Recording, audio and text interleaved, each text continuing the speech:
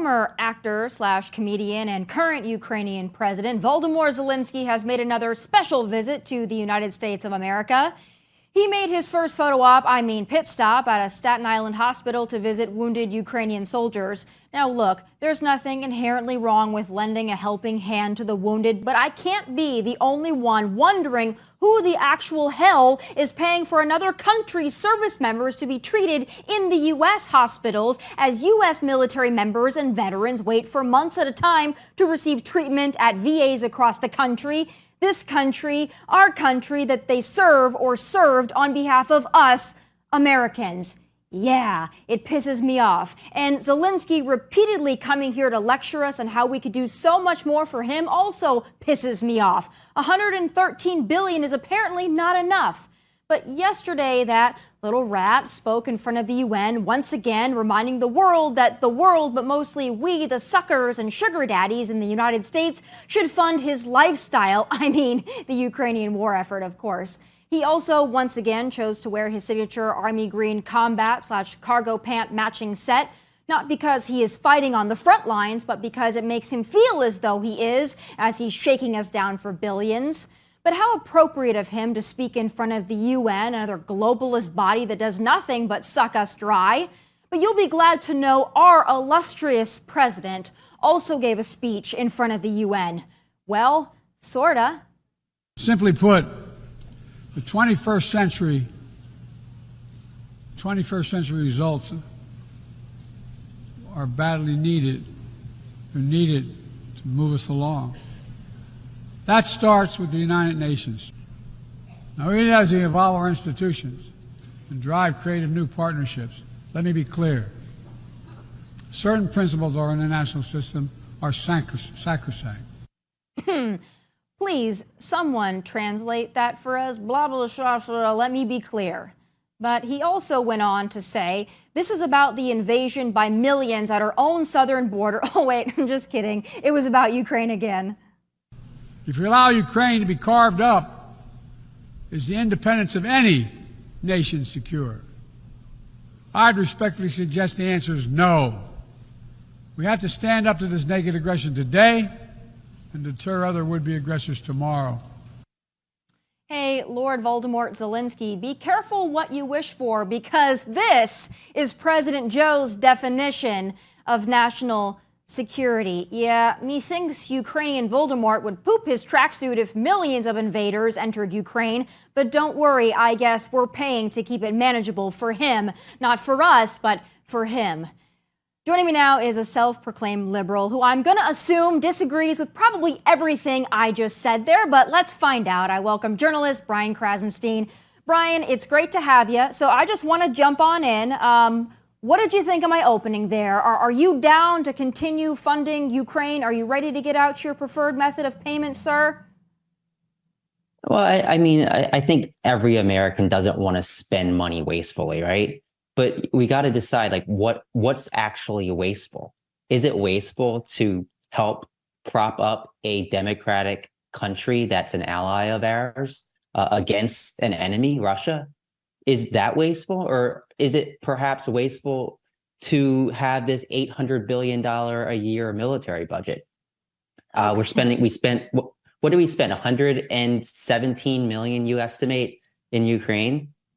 What is that, like a month and a half of our military budget? Brian, I have to make sure that I'm getting this accurately from you. We should be spending more to prop up Ukraine's military and spend less on our own military so as to protect the United States and our actual interests. Did I get that correctly? Because I just want to make sure. Providing defense weapons to Ukraine, which acts as a buffer to NATO, between NATO and Russia, is part of our military. It's a part of our defense. It's a part of our strategic intervention in that region. But Brian, nobody declared war, though. Congress didn't authorize a war. We are not at war with Russia. So I think that's where this is getting sticky. We are not at war with Russia. Ukraine is at war with Russia. We have been helping Ukraine out. At the beginning, it was okay. It's been over a year. We're edging into the year-and-a-half mark. I think a lot of Americans are just getting sick and tired of this, with neither country wanting to come to the table, certainly Zelenskyy not wanting to come to the table. And you mentioned that Ukraine is a democratic nation. Well, Ukraine is also known known for fraud. Ukraine is also known for corruption and for a lot of issues. So a lot of us, as you mentioned, wasteful spending, have a real concern with exactly where this money is going, how it's being spent. And I don't want to be funding Zelenskyy's lifestyle, his tracksuits. I don't want my money to be going into the coffers of some, wannabe dictator in Ukraine. That really concerns me. Well, you're saying that we're not at war, right? But how much of our military budget is spent on war right now? How much? None, right? We're not spending any of that $800 billion on war right now. So I think that's kind of a false equivalency. Now, of course, we should know where the money's going. I would totally support that. I think we should keep a good record of where the money is going. But to say that we should just abandon Ukraine and let Russia invade a sovereign nation and indiscriminately bomb schools and hospitals and civilian populations without any pushback, I think that's just as insane as saying we should just spend money without any track. Yeah, kind of like we did with COVID. But, I want to turn to our own country as well, because I think a lot of Americans, if everything was going, hunky-dory here, if we weren't personally being invaded by millions of people, I think people might feel a little bit better about spending all this money in Ukraine. I personally wouldn't, but I think some would. So I'm wondering your thoughts. What's going on at the border? Fox News, one of the only outlets that's actually reporting the numbers coming in, thousands and thousands a day, just coming on over here, really undeterred. New Yorkers are very upset that there's a lot of illegal immigrants in their streets right now. Chicago, same thing. Do you think we've got a problem here? Yeah, we absolutely have a problem. And we've had a problem for the last several decades, going way back before Bush, right? It's not like a new problem. And we've seen this surge recently. Most of it has to do with the economic status and the upheaval in South America and Central America. We need a solution. We need a comprehensive solution, a solution where the left and the right work together. It's not just build that wall. We need to actually find solutions that kind of take into account all the aspects of the problem, not just a wall, right? Like I'm okay with sections of wall or sections of fences when you combine it with additional personnel, when you combine it with additional technology, and actually a plan to try and stem these immigrants from even wanting to come here. Right. So, we're in somewhat of agreement there. But, I think the thing right now is when you've got the numbers that are coming in, these people are really all claiming to be asylum seekers. I don't think that you buy that millions and millions of people have legitimate asylum claims, especially when we're seeing the images of a lot of single men coming in, able-bodied men coming in by themselves, in large groups, but by themselves, not with families. I'm sure that you see that and you think that these people may not actually have legitimate asylum claims as they are pretending to have. Yeah, I'm sure there's plenty of people that don't have legitimate asylum claims, but there are plenty who do. And yes, we see more men coming over than women, but typically, and this has been true if you go back decades and follow immigration trends, typically men come because it's a dangerous trek. Some of these people are traveling from South America all the way to our border. They have kids and children and wives and family members at home that can't make this journey. They come, they try and set up a life in America, and then they try and get their families to come over. So it's not exactly untypical of immigration. Yeah, but when you're seeing these single men coming over in such large numbers from all over the world, it's not just South and Central America. I mean, it's Africa, it's China, it's Russia.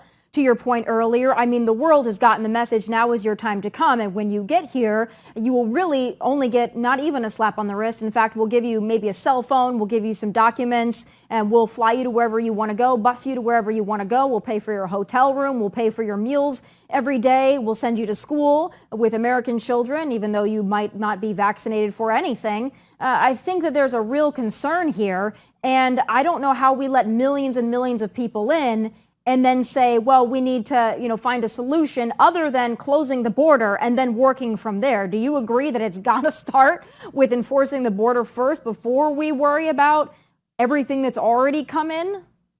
Yeah, I think Democrats and Republicans agree that we need to secure the border. But how do you do that?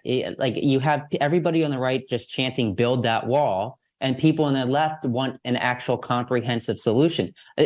There's nothing that Biden is doing right now that is much different than what Trump did. Well, no, because If Trump there had a is, I'd zero. be happy to hear what Trump. you think it Well, is. Trump had remain in Mexico. He also had a zero tolerance policy. So if you tell these people you're going to brave this trek, you're going to come over here, and then you're going to have to go sit in Mexico, you're going to deter a lot of people because sitting in Mexico, sitting in Tijuana, is not as illustrious as sitting in New York City at the row in Times Square, right? So people were deterred for that reason. I know because I've been to the border many times during the Trump administration, and I saw it. Also, he threatened tariffs on Mexico if they didn't control their own border. That also worked because they didn't want to have to pay those tariffs. So there's a lot of things that can be done that were done. Immigration's nothing new, but these numbers are certainly new. This is not like anything that we've seen before. So Biden has gone in between the remain in Mexico policy. This is impacting asylum seekers. There's still people flowing over the border. So regardless of remain in Mexico, you're still going to have people coming here illegally. So I get it. Like I think that there's things that we can do as a country, but I think to actually come up with a solution, you need both sides to work together instead of pointing fingers at one another. Right. So would you be down for, we've got 10 million plus like 1.5 million that we know of gotaways that they estimate, probably far more. If these people, let's say 8 million of them, probably even more, but we'll be generous, 8 million of them do not have legitimate asylum claims, would you be down for deporting these people back to their country of origin? I think that if we find that they don't have legitimate claims, then yeah, I don't have a problem with deporting people. I think that if you have people who have set up lives in this country and they've been here for years and years and have families here, I think that is a separate issue. I think that then the line becomes a little bit, I think, foggier. Well, that's just that have come in. If we want to talk about all the illegals in the country, I mean, that would be probably closer to 20, 30 million people. I would be fine with deporting 20 to 30 million people, but I understand that that's not logical. I'm talking about the 10 million that have come in that have probably already dropped a couple anchor babies, but that have come in the last 2.5, 3 years. Would you be down with deporting them back to their country of origin if they came in illegally and not allowing reentry for those people? Yeah, I think we are deporting hundreds of thousands of people every year, but I would support that as long as they have a fair they can be put in front of a judge and their asylum claims can be looked at in a fair way. Obviously, the system's overwhelmed right now. We need better solutions for that. But yeah, I think that people are coming here illegally and they don't have a legitimate claim of asylum. They should be sent back. Yeah, I mean, I think what we should be spending our money on is just a ton of immigration judges and put them right down there at the border, let them process this stuff in real time, and then, sayonara sucker. That's how I'd like to deal with it. But I've got to move on because I could talk about the border all day. It's one of my personal favorite topics. But I want to move on, and I have to get your honest take on this. You got to promise me, Brian, that you're going to be honest with me. I want you to give your president, Joe Biden, also my president, but you did this. I wanted you to give your president and mine, by proxy, a grade for how he has done so far. A, B, C, D, E, F. If it goes lower than that, what grade would you give him? I'd give him a B. Okay. Do you want him to be your nominee for 2024? I think there's a lot of advantages of having an incumbent. I understand that. I think that having an incumbent is definitely an advantage. Do I think that we could maybe have somebody younger? Would I prefer to have somebody younger? Yeah, I would. Would you prefer Kamala Harris? Is that your second choice? I don't know if I've actually ranked my choices. I think Gavin Newsom's a good choice. I think Harris would be a decent choice. There's several others that I would be on board with. Brian, you have to explain this to me. I know why I don't like Kamala Harris, but Democrats also don't like Kamala Harris. We saw it when she ran for president. I mean, she was out before they could even get to her own state to vote. So I'm wondering, why don't you Democrats like the first female vice president of color? I wouldn't say I don't like her. I think she'd make a decent president. I think that she's gotten some bad publicity. I think that especially those on the right are kind of focusing on her because they expect her to possibly be next in line for president.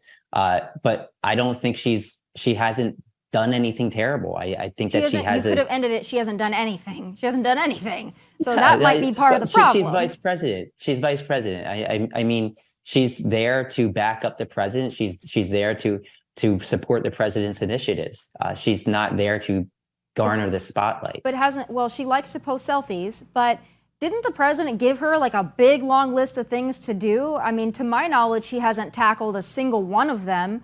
I think at one point she went to El Paso for a few hours, but she never addressed the root causes of the immigration we were talking about. She hasn't been working on the voting rights that's so important to the Democrat Party. Same thing, you know, she's been tasked with really explaining Roe v. Wade and why abortion on demand is part of your agenda. She hasn't really convinced the American people that's a good idea. She was supposed to be in charge of finding new green jobs for the people that were put out of work through these green initiatives. She hasn't done that. I mean, she really hasn't done anything that he's given her. Do you think that he has set her up to fail because he also doesn't like her? No, I don't. I do think that maybe he could have put her more in the spotlight, given her actual more time in front of the press. You talk about not setting up new jobs to take over the ones that green jobs supplanted or whatever. We have more jobs in this country than we've had ever. Green jobs are growing exponentially over the course of the last few years. We are leaders within green tech jobs. That's a positive. Yeah, but not the people that are losing their jobs in the coal mines, people that are losing their jobs on the pipelines. I mean, I know for a fact, because that was my home state, those people do not have jobs that replace the jobs that they lost when he canceled the Keystone Pipeline. So they haven't replaced those jobs. The number of jobs working on the Keystone Pipeline, Tesla hires probably in a given 2-week period. Wait, you're going to have to explain that to me again. Yeah, how many jobs did we lose based on the Keystone Pipeline? Yeah, we lost. And look at how many jobs are created by Tesla and other green energy companies. Yeah, so you're telling me that those 12,000 people in South Dakota should just eat crap?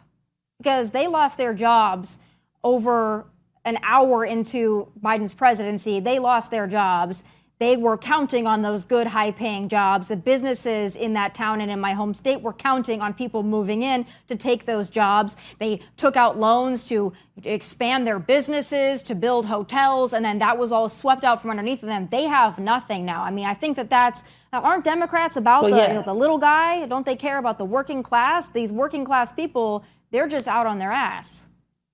Yeah, you're focusing on one small blip of the entire economy. Yes, it's a shame that these people lost their jobs. It's sad, right? But there's also thousands of people getting new jobs who might not have had jobs before. So I get it. I get it that these people lost jobs, but there's so many more jobs that have been created because of green technology. So many more jobs that will be created because we are becoming the leaders in green technology. Brian, does it bother you that these wind turbines in the ocean are killing whales and sharks? It bothers me. It bothers me. You know, these wind turbines that can't be recycled out there killing the sharks bothers me. But I want to move on past the whales and the sharks that green energy is killing, and I want to move on to John Fetterman. So I want you to give me your best defense as to why Senator John Fetterman should be able to dress like a video gamer when he goes to work. It doesn't bother me. Like I have no problem with him dressing in a hoodie and shorts. Who is he representing? He's representing the people of Pennsylvania. What does the average person in Pennsylvania dress like? Do you think they dress like Barack Obama or like Ted Cruz or like Donald Trump? No, they dress like John Fetterman. So I mean, he's dressing like the people he represents. I find that refreshing. I don't think that we should be concentrating on how somebody dresses. I think we should be concentrating on exactly what they're doing and how they're pushing forward with trying to progress this country. Yeah, well, he's not doing much on that front either, but it doesn't bother you at all. Like, I get it. Some people wear hoodies and basketball shorts. They're usually 15, but If you went, I just want you to be honest with me, Brian. If you go to your doctor. I wore a hoodie like 2 days ago. Yeah, but Brian, your job's a little different, right? You're not a senator, to my knowledge. If you went to the doctor's office and your doctor showed up wearing a hoodie and basketball shorts, are you like, that's a man of the people? Or are you like, who let this guy in here? I really wouldn't care. I mean, you're comparing apples to oranges, but who cares how people dress? I mean, if he's comfortable in those clothes and he's doing things that his constituents want him to do, I don't really have a problem with that. I think that just concentrating on these kinds of things, it's not really helping anything. Yeah, well, I just think that it sends a message to the people in Pennsylvania that their representative doesn't care enough about them to dress like a professional. I mean, we're not asking him to do much here. Just put on real clothes would be nice. But again, Brian, I always appreciate our conversations. I appreciate that you and I both dislike Kamala Harris. We both want to save the whales that green energy is killing. I don't dislike her. I don't dislike her. Yeah, but you don't like her either, Brian. So let's just be honest. We've had this conversation more than once, and I know you're not going to lie, so we'll just say you're lukewarm on Kamala, but it's okay. First female vice president, woman of color. The Democrats don't like her, but it's okay. They're going to forgive you, Brian. I'm going to forgive you, and I hope to have you back soon, maybe after the next debate, because I want to get your thoughts on my side of the aisle, and I promise I'll be fair. Thank you so much for taking the time. Yeah, sure. No problem. All right, coming up, Brian, like Zelenskyy, is a great actor. We all know Joe is a mess and his Achilles heel, well beyond his own actual heels that tend to go out from underneath of him from time to time, is his son Hunter. In fact, Joe is reportedly worried he won't outlive his son's legal battles. He still thinks he can serve another term, though, comforting. But as for Hunter, he's as shameless and brazen as they come. The apple doesn't fall far from the tree, I suppose. Hunter is, in fact, suing the IRS, alleging that agents illegally released his tax information. Gotta love it. Here with his reaction is former Deputy Director of National Intelligence and author of Government Gangsters, Kash Patel. All right, Kash, so I got a lot of things to talk to you about, including your book, Government Gangsters. Really, everything we're going to talk about today probably revolves around that in some way, shape, or form. But I want to start out with Hunter Biden suing the IRS. Does he have a case here? I'm laughing. I wish I wasn't laughing and joking about this, but this is what our justice system has become. As a former federal prosecutor, I'm now learning new things from the Biden Justice Department. You can sue them if you just don't like them. And if you're Hunter Biden, you can sue them for 7-figure sums in some sort of scheme to try to get his criminal conduct removed from the very institution that's supposed to be prosecuting him. He has a brilliant lawyer, and they're going to fight like heck, and they're going to have the media on their side. But no, there's no case for Hunter Biden to sue the Justice Department. How many other people's private information has been publicly released? Mine has. I didn't have a right to sue the Justice Department or Adam Schiff or anyone else. That's not a right that can be justified in a court of law. It's just so interesting, kind of like when Hunter Biden wanted to sue the laptop repairman, but he also said that it wasn't his laptop, but he was suing anyway. I mean, these people, you have to give it to them for creativity. I mean, very creative. But speaking of Hunter Biden, so Congressman Matt Gaetz, he has been urging Speaker McCarthy for a long time now to subpoena Hunter Biden. I think we're all wondering the same thing. Why not subpoena Hunter Biden? We know we've got an impeachment inquiry on the table, but it seems like the logical next step. Why not? Why do you think that there's a little bit of hesitancy there? Do you get it? What can you explain that the average person might not understand? Well, I from my time at Capitol Hill running the Russiagate investigation, it took us forever to issue our subpoenas. It took us literally the consent of the speaker and a mother may I have you from the men and women upstairs. And that's what it takes to get for some reason, the Republicans think that's what you have to do. But the Democrats, if Jan 6 committee comes in and they issue scores of subpoenas overnight. And so the Republicans have just, for some reason, never played at the same level the Democrats are willing to play at. And I hope this subpoena is issued. And look, they don't have to issue 1,000 subpoenas, just subpoena Garland, Wray, and Hunter Biden. That's it. That's all we're asking for. And I'm not sure why. And I hope Matt Gaetz is successful in forcing this subpoena to finally come out. It seems like there's a lot of heat on Speaker McCarthy. he has been getting, from the very beginning, he's really had to toe a line, and he's had to appease certain hardline folks that want to see the Republicans be as cutthroat as the Democrats. But he's walking a very fine line. Do you think this impeachment inquiry and moving this direction, do you think that that's going to backfire on Republicans in 2024? Do you think that people are going to be sick and tired of the investigations, and that might be the wrong area to direct our attention? Or is those powers that you and I have talked about before, the power to get those documents, the subpoenas, is that going to be necessary to unravel this whole thing?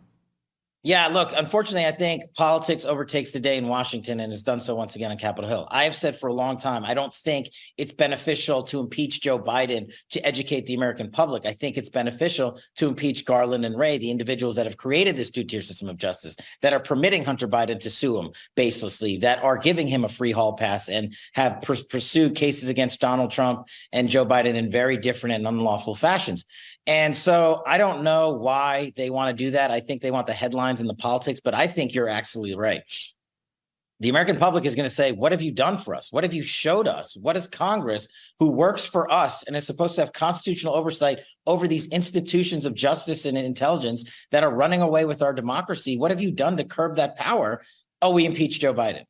Right. All roads are going to lead there anyway. We are owed the documentation and the evidence that shows the millions coming in from unlawful entities, so the American public can adjudicate that at the polls next November. Yeah, I agree. I think that we have to make the case that the justice system is messed up, and then also the best way to defeat Joe Biden is just to let Joe Biden run. Honestly, I'm fine with it. I'd rather run against Joe, right? I think the Democrats are sitting back. I've said this many times. I think that they would love to see an impeachment, because they're like, oh, the Republicans can do the dirty work, and then we can get rid of Joe and put someone in that we prefer, that can, breathe and speak, like Gavin Newsom. So I think that they're happy about that. Other things I have to talk to you about, though, I have to talk to you about the Trump stuff, right? So every time I hear news about Trump, or he did this or he did that, I take it with a grain of salt, because I don't trust it. But there's been some documentation that there were some classified documents that he was writing to-do notes on for assistance. I'm sure you've heard that. What's your take on it? Is it believable? And if so, how big of a problem is that? Well, here's my take on it. As a national security prosecutor handle classified documents, if this DOJ, of any DOJ, could have charged Donald Trump with unlawfully possessing classified documents, they would have done it. But they chose not to, just like they chose not to prosecute him for insurrection and sedition. And so instead, what they're doing is they're leaking this information, which is not criminal, for him to write notes on a classified piece of paper. If it's actually classified, they would have prosecuted him for it. But they know the Presidential Records Act kicks in. So any documentation President Trump, just like Clinton and the tapes, just like Bush and Obama before them, they take out of the White House as their lawful right per the United States District Courts to take and do whatever they want with them. So they are just dirtying up the water and the jury pool by saying, oh, look what he did. And if they're dirtying up that media cycle, where are the leaks on Joe Biden, who actually possessed classified documents next to his Corvette in his garage for 10 years? I mean, the two-tier system of justice, you just see it every day. And I'm just thankful that you're on the watch calling it out, because most people aren't. They're just trying to make him look like a buffoon, as I think what it is. Like, they love to write something like that because it's like an embarrassing thing. It's an embarrassing headline. Oh, Trump was writing to-do notes on classified documents. It seems a lot bigger than it is, and it seems like it, makes him an idiot. So I think that you're right. That is the goal. It's not really like, oh, he did this horrible thing. It's just, look at him. He's a clown. He handled these documents so unprofessionally. I mean, it's more about the media narrative. I think you're exactly right. But you've got a book coming out very soon, September 26th, Government Gangsters. If there's anybody that I trust to really unlock all the details, it's you. Tell me what we're going to read about in this book and what we need to know headed into 2024 that you've written about in this book. I name every government gangster in alphabetical order in the end of the book that I ever encountered by name and title. I walk through how they broke our system of justice, broke our intelligence community, violated the law and the chain of command. And it's not a Republican or Democratic thing. I probably name more Republicans than I do Democrats. But more importantly, I walk you through agency by agency and department by department how to fix the government, not just personnel, not just budgeting, not just constitutional oversight. And the shorthand memorandum in the back of the book is like the cheat sheet to do it. I also put the government's own documentation in there on things like January 6th, the Nunes memo, and other matters, so that you would have the ability to look and show people the receipts. And I guess that's why the Biden administration blocked the release of this book by 10 months. And I had to take them to federal court. There must be something in here they don't want you to see. And I'm thankful that Donald Trump calls it the roadmap to 2024. And we got some fun stories in there, like the time we killed Baghdadi, brought hostages home, and ended the forever war. So hopefully people enjoy it. Governmentgangsters.com. It finally ships in a few days. That's so exciting. Now you have a couple of things here. You said you give a roadmap to all the people that probably shouldn't be in government. If Donald Trump is our nominee, and then if he is our president, is he going to pay attention to this? Because unfortunately, Kash, you and I both know he put in a lot of government gangsters. Yeah. So are you confident that you're going to have his ear this time and say, these are the people we probably shouldn't put back in? I 100% am. Otherwise, I wouldn't have written this book. You know, when I asked him if he was all in and he said, I'm 100% in, I said, okay, I'm 100% in too. But this time, the personnel on these key positions, and not just the top level ones, the medium level ones, the junior level ones, we've got the bench. And we're not going to listen to the rhinos, and we're not going to listen to Washington, D.C. and the defense industrial complex and the lobbyists. I think everybody learned their lesson. And the rest that didn't, that's the purpose of the book. It's not a right-wing conspiracy to call the CIA director unlawful conduct if she violated the chain of command. So next time when we put in our personnel, they know we've learned from our mistakes and are going to get the right package in. Oh, gosh, I hope so. Well, congratulations on the long-awaited book, Government Gangsters, September 26th. Kash, as always, thank you so much for being here. Congratulations on the book, and I'll talk to you soon. Thanks so much, Tommy. Have a great day.